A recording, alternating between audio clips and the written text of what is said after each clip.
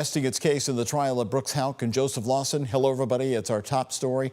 I'm Doug Proffitt, and it was a surprise development today in what is the trial of the decade for Kentucky, the murder of Crystal Rogers 10 years ago.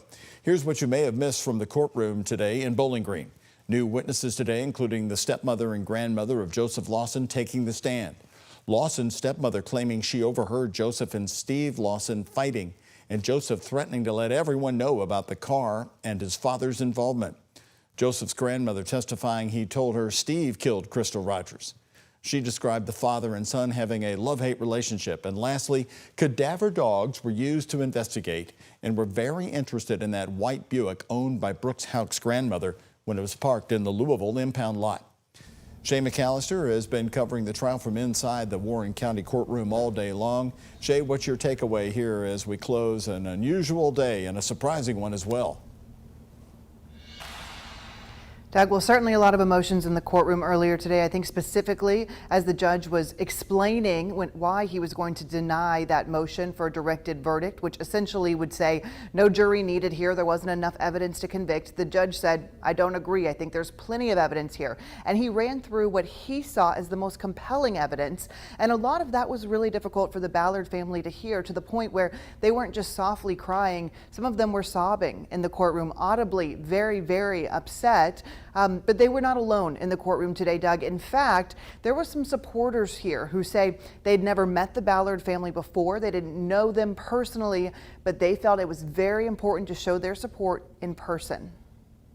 We drove down here, or drove through here at the end, the last day of the last trial. Tina Nicely and Dee Dee Daniel made signs and wore pink Tuesday, both a show of support for the Ballard family. I've been praying for Sherry and for Tommy at the time, and just for their whole family. Today isn't their first time in Bowling Green, but it is the first time in the courtroom. It's very surreal. It's very interesting.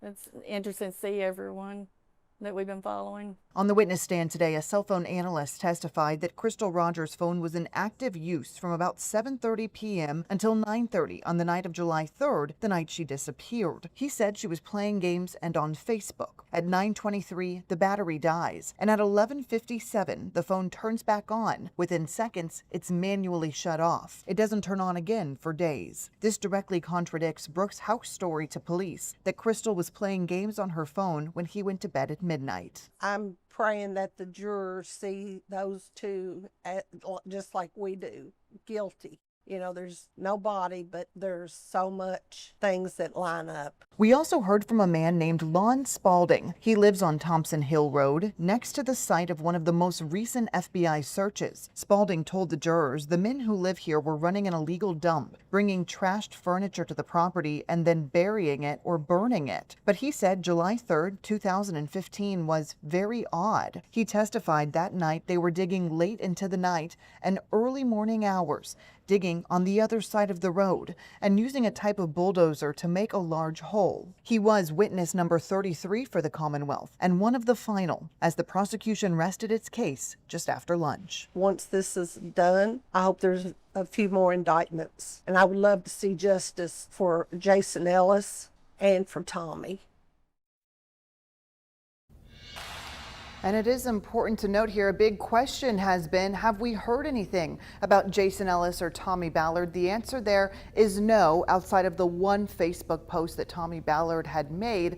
But Shane Young, the special prosecutor on Crystal's case, has confirmed he is investigating the other two cases. And of course, there has been speculation that indictments in those could still be on the way. Doug? All right, Shay, thank you so much, and I invite you to join all of us later tonight on our special 30-minute broadcast on WHAS 11 Plus, as we're going to be wrapping up this big day as the prosecution rests their case. WHAS 11 News, of course, is again committed to bringing you the most thorough coverage of this trial. You'll see it tonight at 9 on the free WHAS 11 Plus app. You can download the WHAS 11 Plus app on your TV and then watch for free.